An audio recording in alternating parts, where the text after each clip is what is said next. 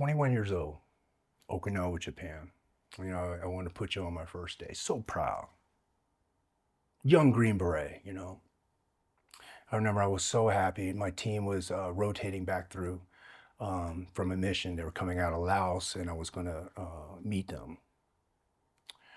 And, they came back, and I had to report to work that morning. I was going to meet my team. I was so proud to be a Special Forces Green Beret. Starch uniform, spit shine boots, Green Beret. Knocked on the door, hi, my name is Tu, and they shut the door. Knocked on the door again, they opened the door, and you say, you're the new guy? I'm like, yeah, and they shut the door again. You see, in the Special Forces, it's a type A personality, right? And you as the new guy have to come in very humble. And you're going to be fucked with. And you're going to be told that you're not even worth being here. So, Okinawa, Japan, can you believe? Middle summer.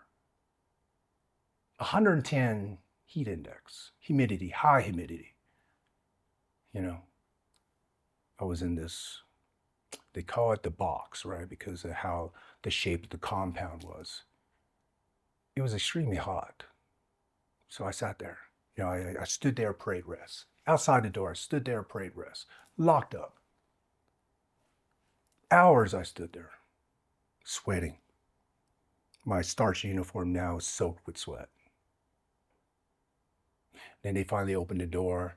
It was lunchtime. And I tried to talk to them. They said, we're not ready to talk to you yet. So they go. And they come back. Not even accepted. Can you imagine? So finally, when they closed the business, they opened up the door and they finally let me in. And they told me I'm the new guy and this is the way it is.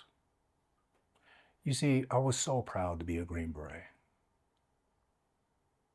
So I did what they told me. I humbled myself. I empty out the cup, as Bruce Lee would say. And I absorb what is wisdom. And they taught me. And I deployed all through Asia, right? And during that time too, I was a big martial artist. So I would fight on the sides in dojos. When my mother, a beautiful person, she, on the day of my high school graduation, she, I knew I was hurting her, but I was joining the Army. Gave up everything, so I can come here in America. Gave me a new life. And here I am, want to go back to war. She escaped war.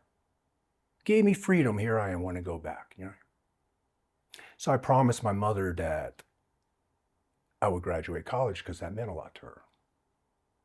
So in the Special Forces, when I first joined, I would wake up at 3 o'clock in the morning and I would study for 2 hours. And then I would go to physical training. And then after physical training, I would start my duty day, which is very physical. Either you're blowing stuff up, you're going through a door, you're shooting, you're free falling in, you're doing jungle warfare. And after work is done, if work is done at that time, then I bow into a dojo. And I train to 8 o'clock at night. And then at 9 to 10, to 11 or whatever, I would study again. And I did it. And it was so hard. It was so hard to go to college on the teams. But, I went to college. I fought in, no hose bar matches. I fought in tough man matches. I was trying, looking back now, why was it the way it was? Because I was so full of fire. I was born out of it,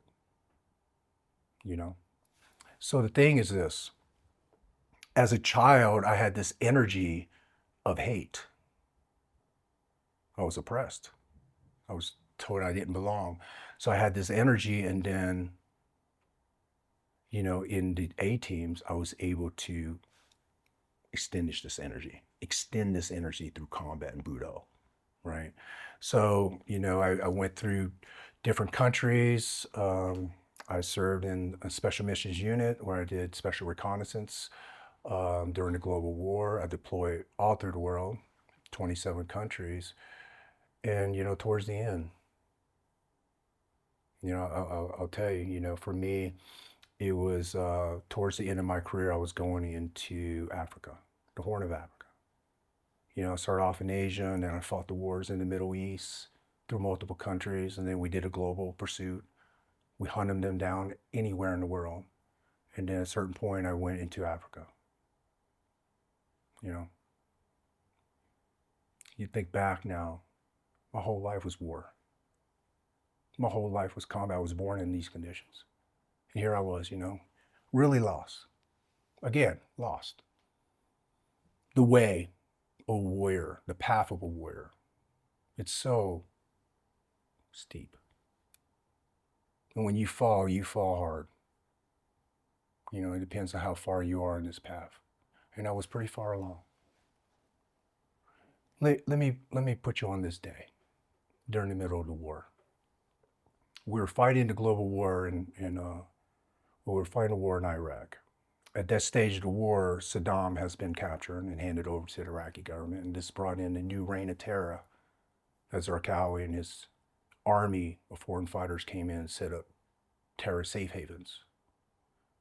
What I'm saying, those were the bloody years, the war. And when you lose so much, when I say that is teammates. I was in Missouri, underneath the shaded tree, and I was watching my friend being lowered into his final resting place. My friend that I knew since I was 18. This beautiful human being lowered into his final resting place, and I'm trying to grasp these emotions here. And in the distance, I can hear protesters, hiding behind what they believe is religion, protesting against a political movement within the military. Things that are outside of even our control. But yet here they are. Thanking God for this day. Thanking God for dead soldiers. So there was a point of lost that I picked up the sword of hate. That was the strongest energy that I found at that point. Hate. It makes you brave in a close quarters gunfight.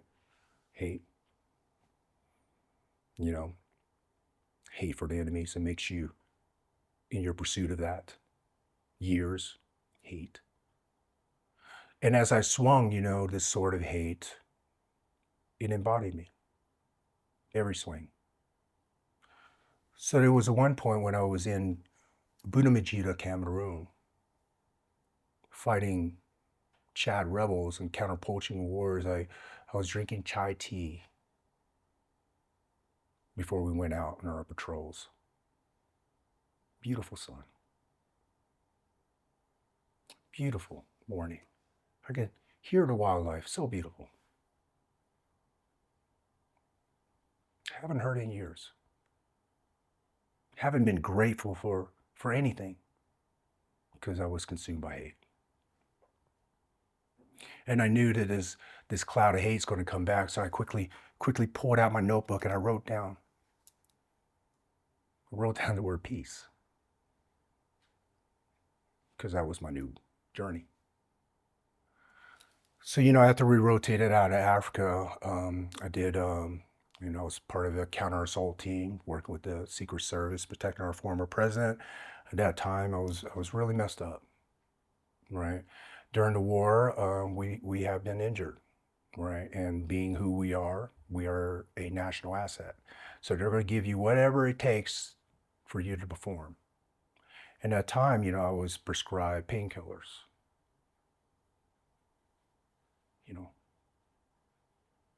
Wow. What a powerful energy. Numbs you. not just from this physical pain that I feel, it numbs my mind from this emotional pain. So I did and used it. And it numbed me.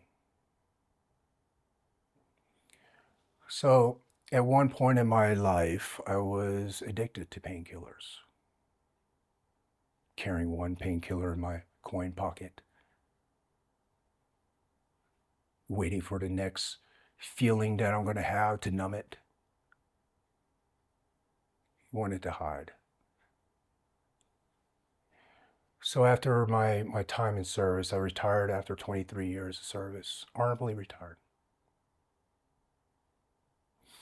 I want to put you on this day. I was going to my retirement ceremony. I was really messed up. Drug addict. No purpose. Hated the world. Couldn't see the joy in the day, So I was putting on my uniform, medals, all the way up to my shoulders, all my times in service. Putting on my uniform. Not even proud. Remember that proud young Green Beret? He's gone. And it started to rain. I remember it was raining so hard that day. My mother flew in from North Carolina to see me. And I was driving. I was in such a, I was having anxieties, I was driving with my mother to the restaurant. I apologized to my mother. It's raining so hard. I wish the day is better, Mom. I wish this. My mother said to me that, son, in the Asian culture, rain is needed to wash away the old.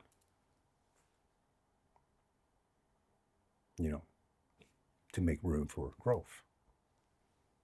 And I was so blinded that day that I couldn't see what she was saying. Driving there, I was so in a bad place, So I retired. Let me tell you what I felt after I retired. 23 years. Saw the worst in humanity. Saw the worst in myself, right? I was in this drug addict. I was far off the path of the way, Bushido. Lost myself because hate took me off that path. Where I want to put you on this day, my wife, what an amazing person. She was with me through my whole career. Sacrificed it all. Here she is, this really accomplished person. And she's working up in Denver, Colorado, where she's this huge manager, right? Managing all these people. Master's degree, accomplished. Here I am, a 23-year commando. Laying in a dark room. Tired. I thought that, it's just, I was physically tired and I was injured, I thought I was it, but it wasn't. I had no purpose, And I was a drug addict. So I was sitting here in this dark room, right? And my wife was working up in Denver, and for hours, I would watch a TV that's off, hearing the voices of the world. And I heard this one voice just so strong. This voice was so strong over any other voice. It said, "Get up." So I did. I walked around this dark house. Somehow this energy led me to my war room. I have in this war room collection of books, collection of everything I accomplished in the military. Things all around the world, Literature of warrior, Bushido. Blindly, I opened up the book and I pulled out a book. It's the Book of Five Rings. By Miyamoto Musashi. He was a Ronin. He was born in the late 1500s and died in 1645 after writing the Book of Five Rings in a Buddhist cave. Redondo Cave, a spirit rock. Kumamoto, Japan. This Ronin, I came upon his literature when I was 13, this Ronin. In an old used bookstore, I found the Book of Five Rings when I was 13. It was covered in other books. And the only thing that drew me to it was the illustration of a samurai and two swords. So I pulled that book and I took it home and I set it up like it was a picture. And then, you know, I want to put you on this story is that one summer I was really grounded because I was getting picked on in school and my grades dropped. I didn't tell my parents that I was getting bullied and picked on. So I hid my report card, right? And after a week of that lie, obviously I got to tell the truth, and it was horrible grades and I was grounded. But let me explain to you this summer. I was grounded in my room. And I remember it was raining that day, so my brother couldn't go outside, so he decided to pick on his little brother. He came in, he's a doctor now. He came in, he told me that all this warrior stuff is dumb, and he flicked the book onto the ground. And he reminded me how dumb I was to want to be this. He walked out. And I picked up the book of 5 Rings, and it was in that summer, it was when the first time I read it. Didn't understand a word of it, you know. What do you mean a farmer and a merchant? What? Because I didn't understand Frutal Period Japan, so I educated myself in the library of Frutal Period Japan. So then I tried to understand words from this Ronin. And then, you know, what it said when I opened up this book, fast forward now, defeated, post-military career, drug addict. Opened up this book blindly and it said, you know, everything exists. Everything exists within. Look nowhere else. You know, at that point I was looking for the answers everywhere else. I was looking for the answers in these painkillers. Trying to draw the strength from my wife. Calling ex-teammates. Trying to draw what is external to affect how I feel internally. Internally I was defeated. So these words from a Ronin reminded me of Bushido and how far I came off the path. And I made a choice that day to be something more. I don't know what it is, but to be something more.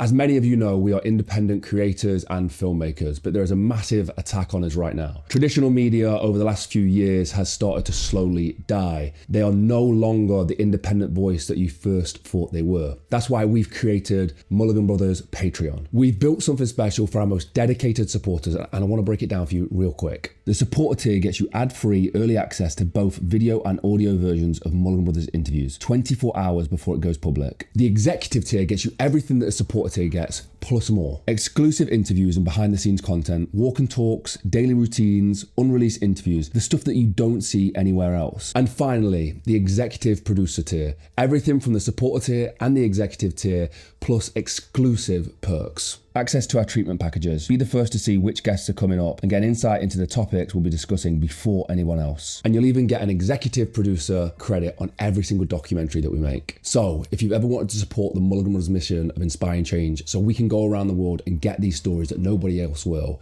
this is exactly how you do it. Go to patreon.com/Mulligan Brothers or click the link in the description or scan the QR code on screen. Join the community and help us inspire change.